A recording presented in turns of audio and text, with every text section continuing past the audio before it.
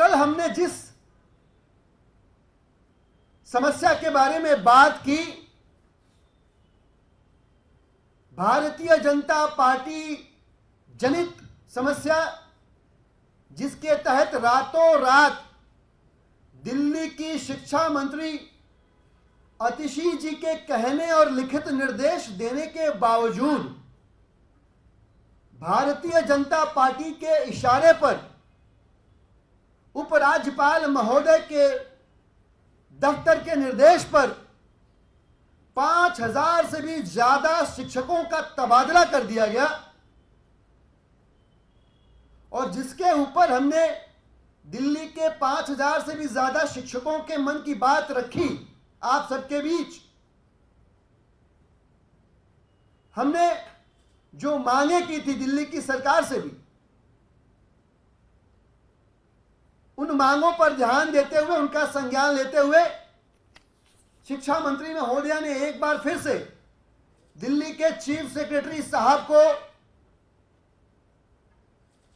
पत्र लिखा है और 3 प्रमुख बातें, या यूं कहें कि 3 इंपॉर्टेंट डायरेक्शंस दिए हैं। पहला डायरेक्शन है, उन्होंने कहा कि तुरंत इन सभी 5000 से भी ज्यादा शिक्षकों का ट्रांसफर विड्रॉ किया जाए। दूसरा, उन्होंने कहा कि मेरे कहने निर्देश देने के बावजूद जिन अफसरों ने यह गलती करी उनके खिलाफ कड़ी से कड़ी कार्रवाई की जाए। और तीसरा,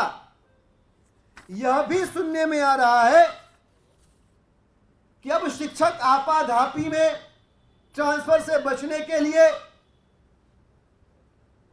अफसरों के संपर्क में आके और भ्रष्टाचार के रास्ते अपना ट्रांसफर रुकवाने की भी कोशिश कर रहे हैं। इस किस्म के इस पूरे प्रकरण में जो मैलिफाइड प्रैक्टिसेस हैं, जो ऑफिसर्स ये कर रहे हैं, उनकी भी पहचान करके सख्त से सख्त कार्रवाई की जाए। और इतना ही नहीं, मंत्री महोदया ने तीनों डायरेक्शंस पे 48 घंटे के अंदर उनके दफ्तर को एक्शन टेकन रिपोर्ट सबमिट करने को कहा है।